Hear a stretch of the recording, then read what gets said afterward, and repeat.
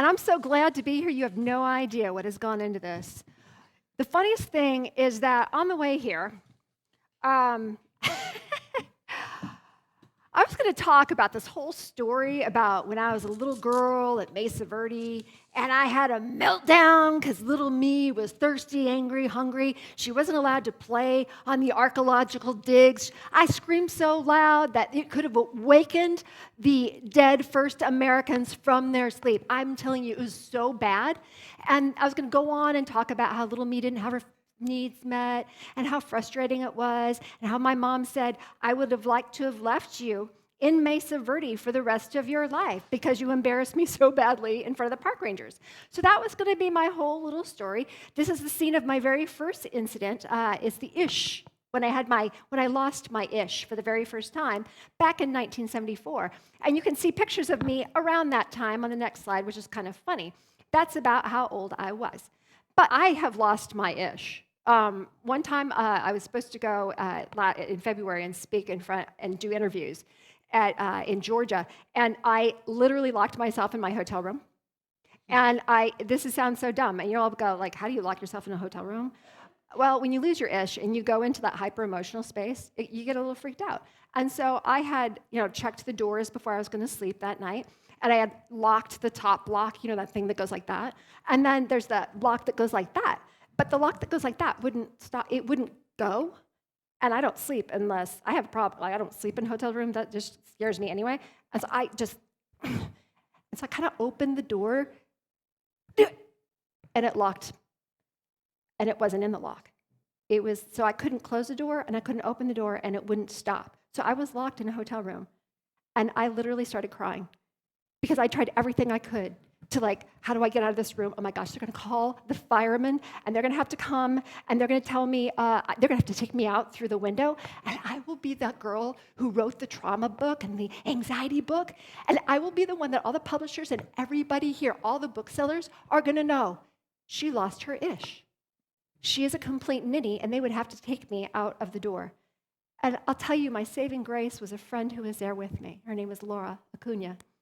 And I called Laura, and she's like, why didn't you call the front office? I'm like, I can't call the front office. I'm a grown-up. I don't even understand what happened, but I lost it. I'm crying, and Laura's trying to talk me off the cliff, and she finally says, it's like 10 o'clock at night. Leigh, would you like us to come down? She and her husband, Pat. We'll stand by the door while you call the front desk, and we will stay there while they send the guy up. We'll be there with you the whole time, sweetie. Don't worry. And I just sat there and cried harder and said, you would do that for me. And praise Jesus, her husband works for Lockheed Martin, okay? And so I'm like, can I talk with Pat?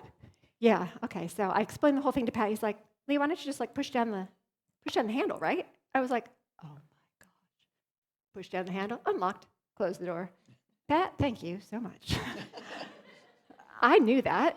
And let me tell you, I knew it because I do that every week when I go to my doctor's office. I go to the bathroom, they have those locks, and then you just push it down, right? I know how to do that. It's not like I did not know how to unlock that door. But what happened in that moment is that I lost my ish. My brain went gone. Bye-bye. And I needed somebody to remind me what I needed to do. And so that's why we're going to be talking about a couple different things today. We're going to be talking about battle buddies, but that will be at the end. And I don't know, am I the only one who's ever lost their ish? Yeah. Thank you. There's one person in here that said, I like you. What's your name? And you and I, we can talk later. Nobody else? Nobody else had a meltdown? Thank you. Thank you. See, I know you're Bob's friend. Honestly, online, if you have ever lost your ish, I just want you to put a little hand up in that comment. Good. Okay, just so you all know, more people finally showed up that said they've lost their ish, and they've had a little trauma, a little anxiety. And again, I just want to thank you guys so much for even being here today, because after I've had certain conflicts, I don't know about anybody else, but after I've had conflicts or after I've gone through an anxious time, I will have conversations in my head with people that aren't even in the room anymore. Well, I coulda, shoulda, woulda. Anybody?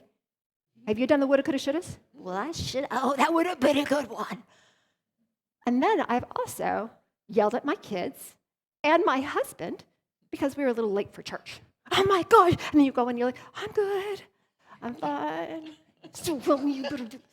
Nobody else, right? I mean, we've never done that with our kids.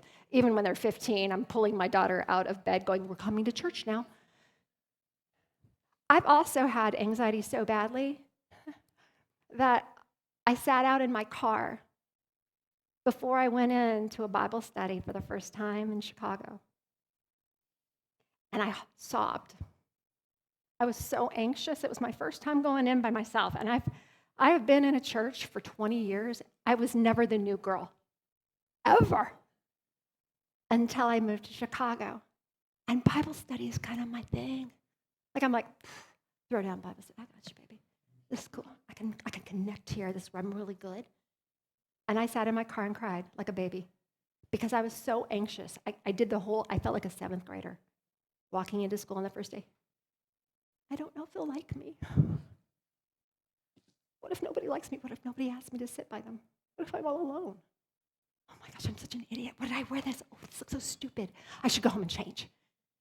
Like, this is the self-talk that a 51-year-old is having in her car to herself as she's crying because she's so anxious to go in. I have so many social anxieties.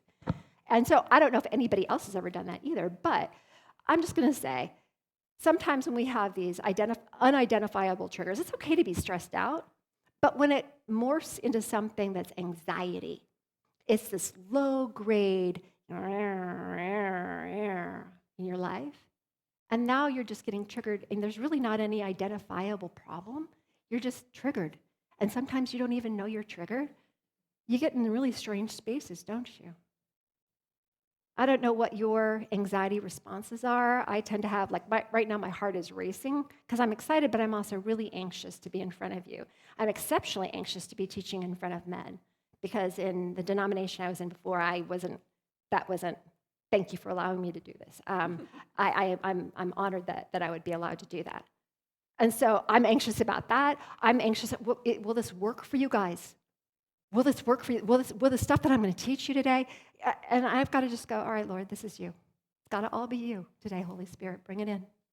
And so some stats on mental health. This is something that it's a very interesting space. We know we're all messed up, but I'm really thankful that SAMHSA did this lovely study. It came out in December 2021, and the stats on mental health in America for the year of 2021, this came out in December 2022. This is the U.S. Department of Health and Human Services, Substance Abuse and Mental Health Services Administration, SAMHSA.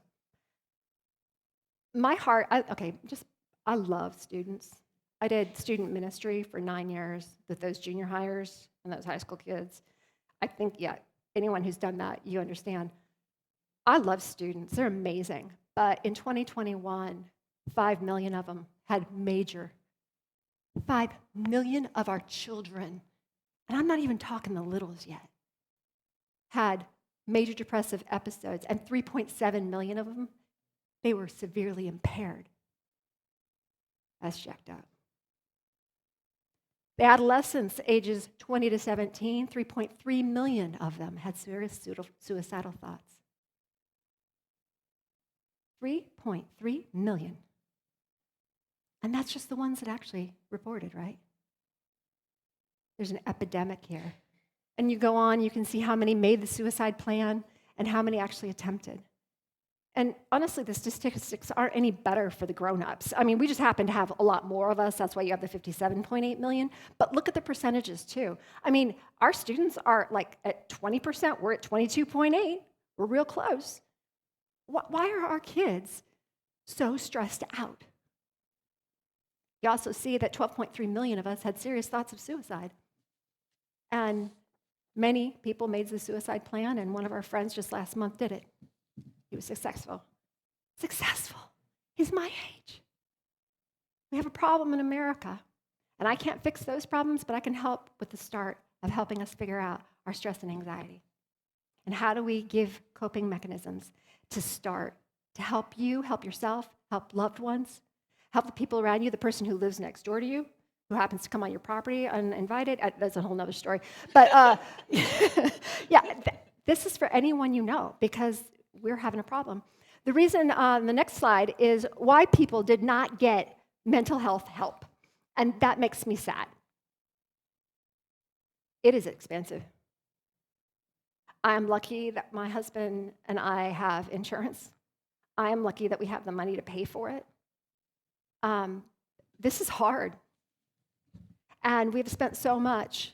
And a lot of them just, I hear this all the time. Where do I go for services? How do I even find a therapist? Well, Dr. Michelle's going to talk to you about that a little bit later. How do you find help? Which I'm really excited about. And then thought they could handle the problem without treatment.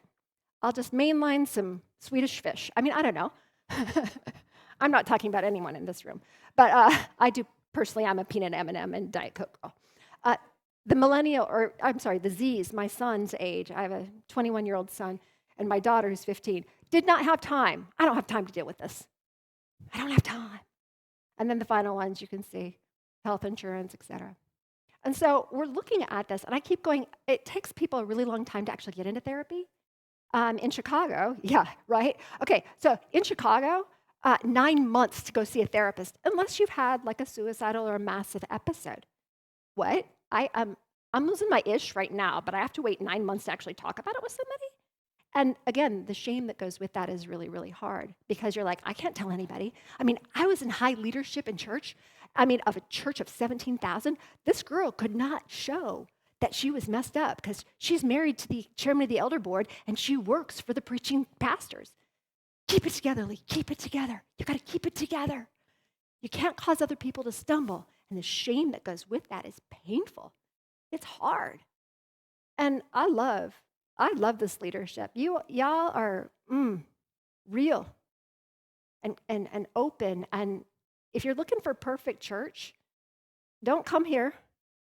If you're looking for a perfect church, don't go to church because we all messed up. Every one of them. I've been in the green room with top speakers, Sheila Walsh, Francine Rivers, Daryl Strawberry for the gentleman in the room, and all these different kinds of people. And let me tell you, in the green room, they lose their ish. Worship leaders, I've done worship. They lose their ish. They are not all okay. They are not. You may see them up on the stage, and if you saw me at any point, you can ask Lisa, you can ask Michelle and Kara. I'm a hot mess half the time. And I want to let you guys know it's okay. I can still love Jesus, follow Jesus, serve Jesus, and be a hot mess. I think I can, because that's what he used in the church at the very, very beginning. The hot mess of Peter, the hot mess of all of them. So, to conclude, I'm just going to tell you, this is where we're going to go today. I want to give you strategies. I just want to give you a direction. We are going to go through, as we said, this is the first session, and then we'll have 4 more. We're going to go through, it's called Before You Lose Your Ish, because you have issues, and a lot of them, so do I. Before you lose your ish, I'm going to teach you the strategy. It's called the breath, B1. The brain is B2. The blessing or self-talk is B3. And the body is B4. I'm going to talk we're going to have a couple different things. You guys are going to start putting together a toolkit, your own little toolkits. You got your stickers when you came in. That's how you know that that's your toolkit, okay? We did not expect so many of you, so I hope we have enough of everything out there, but we'll go through that. And really, we're going to talk about battle buddies at the end, because that's the covering, your intentional battle buddies. And so this is a quest for your mental health best, and I really just wanted to give you some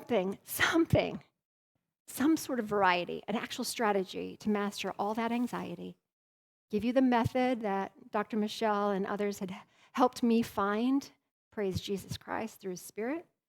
And we're going to upgrade your anxiety toolkit today. Are you guys ready? I'm sorry, are you ready?